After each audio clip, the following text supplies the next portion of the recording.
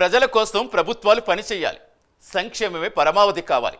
అన్నమో రామచంద్ర కాదు, ప్రతి పౌరుడికి హోందాగా, గౌరవంగా, నాణ్యంగా పొట్ట నింపే భోజనం అందించాలి.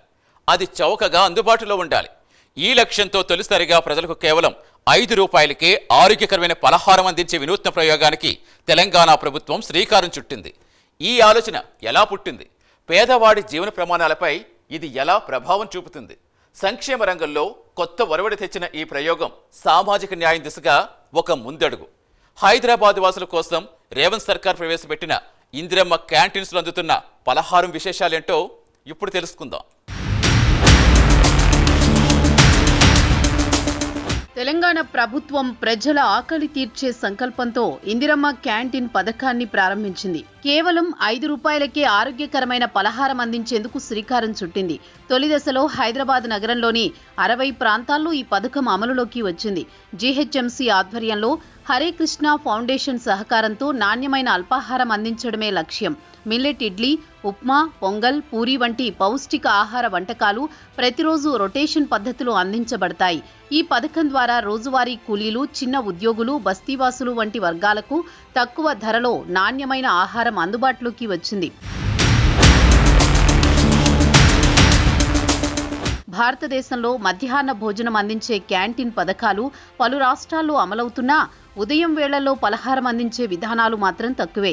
ఈ నేపథ్యంలో రేవంత్ సర్కార్ పేద ప్రజలకు కూడా 5 రూపాయలకే ఆరోగ్యకరమైన పలహారం అందించేందుకు ముందుకొచ్చింది.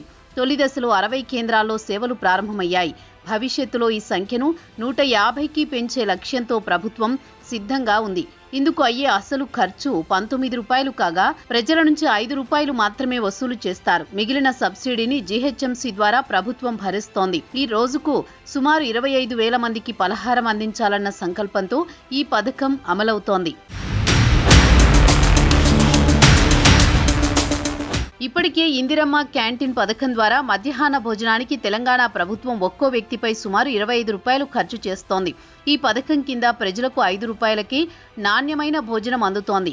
మెనూలో అన్నం, కూర, పప్పు, చారు, వంటకాలు, అప్పడాలు వంటి సంపూర్ణ ఆహార పదార్థాలు ఉంటాయి. వేలాది మంది కూలీలు, చిన్న ఉద్యోగులు, బస్తీవాసులు ఈ పథకం ద్వారా లబ్ధి పొందుతున్నారు. తాజాగా ప్రవేశపెట్టిన పలహారం స్కీమ్తో కేవలం 10 రూపాయలతోనే ఉదయం, మధ్యాహ్నం వేళల్లో ఆకలి నుంచి ఉపశమనం పొందే అవకాశం ప్రజలకు లభిస్తోంది.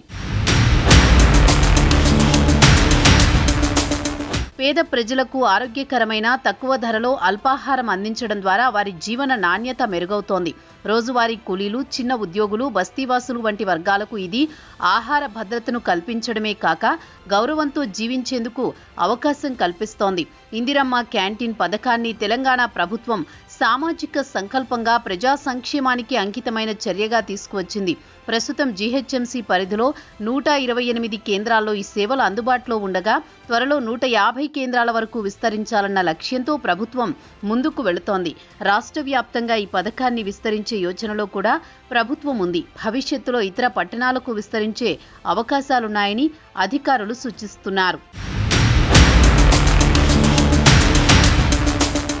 ఇందిరమ్మ క్యాంటీన్ పథకం తెలంగాణ ప్రభుత్వ సంక్షేమ దృక్పథానికి ప్రతిబింబం.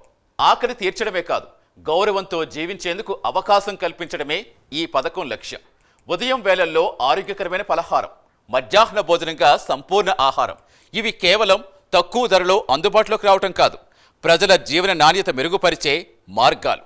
జీహెచ్ఎంసీ ఆధ్వర్యంలో హరే కృష్ణ ఫౌండేషన్ సహకారంతో అమలవుతున్న ఈ పథకం సామాజిక సమానత్వానికి, ఆహార భద్రతకు, ప్రభుత్వ బాధ్యతకు సంకేతంగా నిలుస్తుంది.